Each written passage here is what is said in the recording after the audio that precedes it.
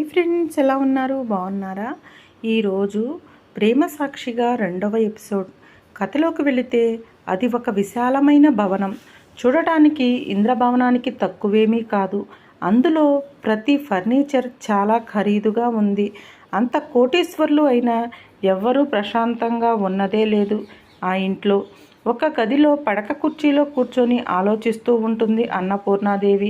ఆ కుటుంబానికి శాపం ఎప్పుడు వదిలిపోతుంది, ఆ అమ్మాయి నా మనవడి జీవితంలోకి ఎప్పుడు వస్తుంది అని ఆలోచిస్తూ ఉంటుంది.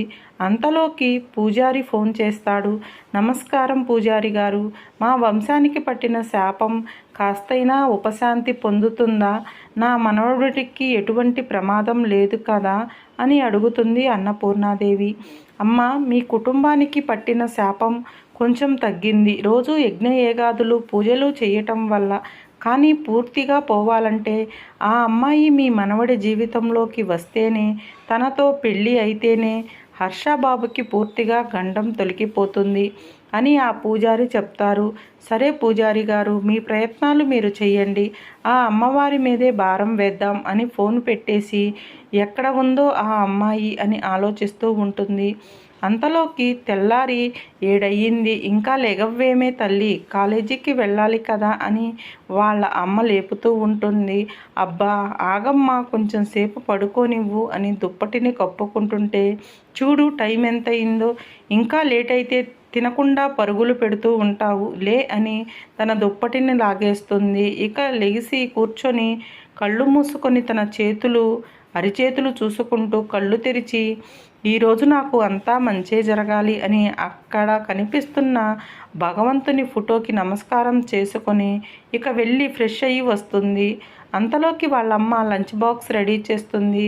ఇక టిఫిన్ తిను అంటే, లేదమ్మా టైం అయింది అని హడావుడి పడుతుంటే, నేను ముందే చెప్పాను కదా, కొంచెం పెందలాడే లెగిస్తే ఈ ఉరుకులు పరుగులు ఉండవు కదా అని, సరే నువ్వు రెడీ అవుతూ ఉండు, నీకు నోట్లో పెడతాను అని 2 ముక్కల ఇడ్లీని తుంచి తన నోట్లో పెడితే ఇంకా జడ వేసుకుంటూ రెడీ అవుతూ తింటుంది. అంతలోకి తన ఫ్రెండ్ వస్తుంది. శ్వేత, రెడీ అయ్యావా, టైం అవుతుంది అంటూ లత రాగానే అయిపోయింది అని చెప్పి ఇంకా హడావుడిగా బయటికి వచ్చేస్తుంది. ఇద్దరూ స్కూటీ మీద కాలేజీకి బయలుదేరుతారు. జాగ్రత్త, నిదానంగా వెళ్ళండి అని వాళ్ళమ్మ శాంత చెబుతుంది. సరేనమ్మా అని చెప్పి వాళ్ళు బయలుదేరుతారు. ఇక టైం అయిపోయిందని హడావుడిగా వెళుతూ ఉంటారు. ఇదిలా ఉంటే హర్షకి ఈరోజు ఒక క్లయింట్స్తో మీటింగ్ అవ్వాల్సిన పని. టైం అయిపోతుంది. తనకి కూడా ట్రాఫిక్ జామ్ అయ్యింది. ట్రాఫిక్లో ఇరుక్కున్నాడు హర్ష. ఇక త్వరగా వెళుతూ ఉంటాడు హర్ష కూడా. అనుకోకుండా వీళ్ళ స్కూటీని చిన్నగా టచ్ అవుతుంది హర్ష కార్. ఇక ఇద్దరూ పడిపోతారు. కిందకి దిగివచ్చి హడావుడిగా దిగివచ్చి కారు ఐఆమ్ సారీ అని అంటే, ఏంటి సారీ, మీకు కార్లు ఉన్నాయని రోడ్ల మీద మనుషుల్ని తిరగనివ్వరా అని చాలా కోపంగా అంటుంది శ్వేత. హలో, సారీ చెప్పాను కదా, కావాలని నేనేం మిమ్మల్ని గుద్దలేదు, అనుకోకుండా జరిగింది అని చెప్పి అంటాడు హర్ష కొంచెం హాట్గా.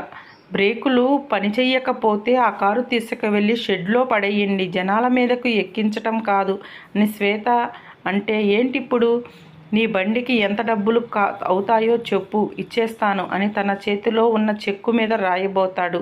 మీ డబ్బులు మీ చెక్కులు మడిసి మీ జేబులో పెట్టుకోండి, మాకేం అవసరం లేదు. మీరు మనుషుల్ని చంపేసి డబ్బులు కట్టేంత గొప్పవారైనా మాకు మా ప్రాణాలని అమ్ముకునేంత హీన స్థితిలో మేము లేము అని కోపంగా అంటుంది శ్వేత.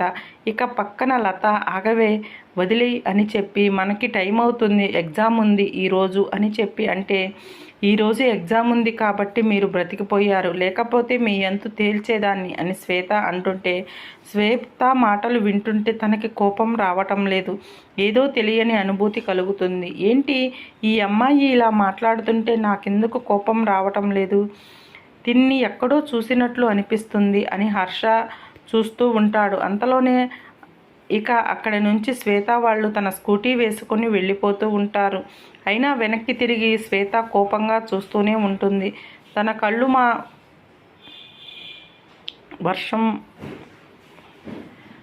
తన కళ్ళి హర్ష మాత్రం ముసిముసి నవ్వులు నవ్వుతూ చూస్తూ ఉంటాడు. అంతలోకి హర్షకి కాల్ వస్తుంది. సార్, మీరు అర్జెంటుగా రావాలి, టైం అవుతుంది అని. అలా మేనేజర్ ఫోన్ చేస్తే వచ్చేస్తున్నాను అని చెప్పి ఇక హడావుడిగా వెళ్ళిపోతూ ఉంటాడు హర్ష. ఇక కాలేజీకి వెళ్ళిన శ్వేత ఎగ్జామ్కి లేట్ అవుతుంది, అంతా ఆ మనిషి వల్లే ఈ ప్రాబ్లం అంతా అని తిట్టుకుంటూ ఉంటుంది హర్షని. ఇక ఎలాకొలా లెక్చరర్ గారిని అడిగి వెళ్ళి ఎగ్జామ్ రాస్తుంది. ఇక లత కూడా పూర్తి చేసుకుని బయటికి వస్తుంది. ఈరోజు నా మూడంతా పాడైపోయింది అని అంటుంది శ్వేత. ఏమైంది అంటే ఉదయాన్నే ఆ మహానుభావుడిని మొహం చూశానా, ఎగ్జామ్ కూడా సరిగ్గా రాయలేకపోయాను అని అంటుంది శ్వేత. సర్లేవే, రోడ్డు మీదకు వచ్చాక ఇవన్నీ సహజం, ప్రతిదీ పట్టించుకోకూడదు అని అంటే, లేదే అతన్ని చూస్తే ఎక్కడో చూసినట్లు అనిపిస్తుంది నాకు అని అంటుంది శ్వేత. ఏంటి, లవ్లో పడ్డావా అని ఆట పట్టిస్తుంది లత. అది కాదే, అతన్ని ఎక్కడో చూసినట్లు అనిపిస్తుంది. ఇది తొలి పరిచయం లాగా లేదు, కానీ నేను అతన్ని ఇప్పుడే చూడటం అని చెప్పి అంటుంటే శ్వేత, ఏమో గత జన్మలో మీరిద్దరూ ప్రేమికులేమో అని లత ఆట పట్టిస్తుంటే, చాలే నోర్మి, పద వెళదాం అని చెప్పి ఇక మళ్ళా స్కూటీ వేసుకుని వాళ్ళ ఇంటికి బయలుదేరుతారు. ఇదిలా ఉంటే హర్ష వెళ్ళేసరికి అక్కడ అందరూ రెడీగా ఉంటారు. ఇక తను వాళ్లకు ప్రాజెక్టు గురించి పూర్తిగా వివరించక వాళ్ళు ఓకే చేస్తారు. ప్రాజెక్టుని చాలా సంతోషంగా ఉంటాడు హర్ష. ఎందుకో శ్వేత పదే పదే గుర్తొస్తుంది హర్షకి.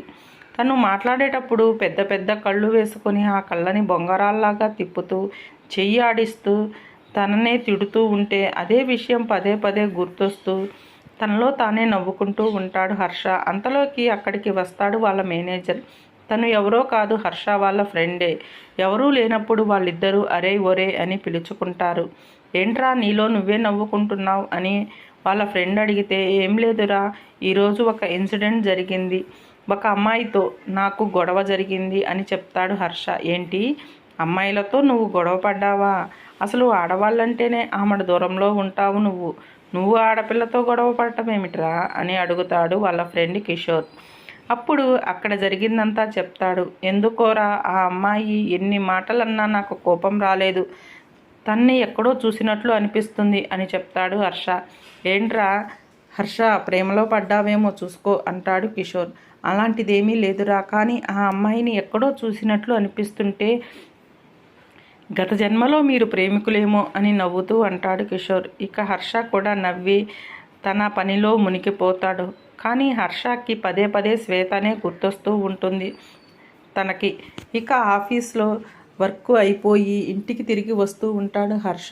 సేమ్ అలాగే కాలేజీ ఎగ్జామ్స్ అయిపోయి మరలా వీరిద్దరూ స్కూటీ మీద వస్తూ ఉంటారు అదే రూట్లో. ఇక సర్కిల్ సిగ్నల్ పడగానే ఇద్దరూ ఎదురెదురు ఆగుతారు. అబ్బా, సిగ్నల్ పడిందే అని చికాగ్గా ఫేస్ పెట్టి అటు ఇటు చూస్తూ ఉంటుంది శ్వేత. ఇక అంతలో ఎదురుగా కారులో ఉన్న హర్ష శ్వేతనే గమనిస్తూ ఉంటాడు, తననే చూస్తూ ఉంటాడు. అప్పుడు ఒక ముసలావిడ, అమ్మ ధర్మం చెయ్యండి అంటూ వస్తుంది. ఎవరు ఒక్క రూపాయి కూడా ఆవిడికి ఇవ్వరు. శ్వేత తన పర్సులో నుంచి తీసి డబ్బులు ఆవిడకి ఇస్తుంది. నువ్వు చల్లగా ఉండమ్మా అని ఆవిడ దీవించి వెళ్ళిపోతుంది. శ్వేత చిన్నపిల్ల మనస్తత్వం. తన పక్కన కారులో ఉన్న ఒక చిన్న పాప శ్వేతనే చూస్తూ ఉంటే తన కళ్ళు చూసి నవ్వుతూ ఆట పట్టిస్తూ ఉంటుంది. అది చూసిన హర్ష, ఈ అమ్మాయి చాలా ప్రత్యేకంగా అనిపిస్తుంది అనుకొని హర్ష తనకే తెలియకుండా శ్వేతని ఇష్టపడడం ప్రారంభిస్తాడు. ఇక గ్రీన్ సిగ్నల్ పడుతుంది. ఎవరి దారిన వాళ్ళు వెళ్ళిపోతారు. హర్ష వాళ్ళు వెళుతున్న వైపే చూస్తూ ఉంటాడు. ఇక వెనకాల హారన్ మోగుతూ ఉంటే ఇక కారును తీసి వెళ్ళిపోతాడు హర్ష కూడా తన ఇంటికి. ఇక ఇంటికి వచ్చిన శ్వేత వాళ్ళ అమ్మ శాంతతో, ఈరోజు ఎగ్జామ్ బాగా రాశానమ్మా, కానీ పోయేటప్పుడే ఒక మహానుభావుడు తగిలాడు, నా మూడంతా అప్సెట్ అయ్యింది అని చెప్పి అంటే, ఏమైందమ్మా అని అడుగుతుంది వాళ్ళ అమ్మ. శ్వేతని తనకి స్నాక్స్ ప్లేట్ అందిస్తూ, ఏం చెప్పమంటావు అని జరిగిందంతా చెబుతుంది నీరసంగా. అయ్యో, ఏమన్నా దెబ్బలు తగిలాయా అమ్మా అని తన చేతులు కాళ్ళు చూస్తూ ఉంటుంది శాంత. అయ్యో, అలాంటిదేమీ లేదమ్మా, దెబ్బలు తగలలేదు అని చెప్పి అంటుంది శ్వేత. ఈరోజు లెగిసిన టైం బాగుంది, లేకపోతే ఏమైనా దెబ్బలు తగిలి కాలో చెయ్యే విరిగితే నిన్నెవరు పెళ్లి చేసుకుంటారు అని అంటుంది వాళ్ళ అమ్మ. నువ్వు అంత కంగారు పడాల్సిన పని లేదు, నన్ను పెళ్లి చేసుకోవడానికి ఆ యువరాజే దిగి వస్తాడు అని చెప్పి నవ్వుతూ అంటుంది శ్వేత. ఇద్దరూ నవ్వుకుంటారు. సరే ఇక కాసేపు చదువుకో, భోంచేసి పడుకో అని చెప్పి అంటుంది. సరేమా అని ఇక తను చదువుకుంటా కూర్చుంటుంది పైకి వెళ్ళి. కానీ ఎందుకో శ్వేతకు కూడా హర్షాన్నే తెగ గుర్తొస్తూ ఉంటాడు. ఏంటి ఆ మహానుభావుడు తెగ గుర్తొస్తున్నాడు అని చెప్పి అంటే అంతలో లత అన్న మాటలు గుర్తుకు వస్తాయి. ఏంటి నిజంగానే నేను తనని ప్రేమిస్తున్నానా, నాకు అతనికి ఏదైనా బంధం ఉందా అని అనుకుంటూ ఈ ఆలోచనలన్నీ ఇక చదవాలనిపించక కిందికి వచ్చి తన రూమ్లోకి వెళ్ళి పడుకుంటుంది. కాసేపుకి నిద్రలోకి జారుకుంటుంది. తనకి ఒక భయంకరమైన కల వస్తుంది. ఆ కలలో ఒక పురాతనమైన గుడి, ఆ గుడిలో ఒక అందమైన అమ్మాయి ఏడుస్తూ పరుగులు తీస్తుంది. నన్ను కాపాడండి, నన్ను కాపాడండి అని, ఎవరైనా అని. ఆ అమ్మాయి వెనక ఒక క్రూరమైన మగ మనిషి వెంటపడుతూ ఉంటాడు. ఆ అమ్మాయి దేవుని గర్భగుడిలోకి వెళుతుంది. అయినా అతను తనని వదలకుండా వెళ్ళి ఆ అమ్మాయిని అక్కడే చెరిచి చంపేసి వెళ్ళిపోతాడు. ఒక్కసారిగా ఉలిక్కిపడి లెగుస్తుంది శ్వేత. ఏంటి ఈ కల ఎందుకు పదే పదే నన్ను వెంటాడుతూ ఉంది అనుకొని పక్కనే ఉన్న మంచినీళ్ళ గ్లాస్ తీసుకొని తాగుతుంది. చెమటలు కారిపోతుంటే తుడుచుకొని ఇక పడుకుంటుంది. కానీ నిద్ర పట్టదు తనకి. అదే కల ఎందుకు ప్రతిసారి వస్తుంది అని మనసులో ఎన్నో ఆలోచనలు. అసలు ఎవరి శ్వేత? కాత్యాయినియే శ్వేతలాగా పుట్టిందా? హర్షతో తన జీవితం ఎలా ముందుకు ప్రయాణం కానుంది? ఇలాంటి ఇంట్రెస్ట్లెస్ ఎపిసోడ్స్ చాలా ఉన్నాయి. ఈ వీడియో కనుక మీకు నచ్చితే లైక్ చేయండి, షేర్ చేయండి, కామెంట్ చేయండి. మరిన్ని వీడియోల కోసం మా ఛానల్ని సబ్స్క్రైబ్ చేయండి. పక్కనే ఉన్న బెల్ ఐకాన్ నొక్కండి. Thank you for watching.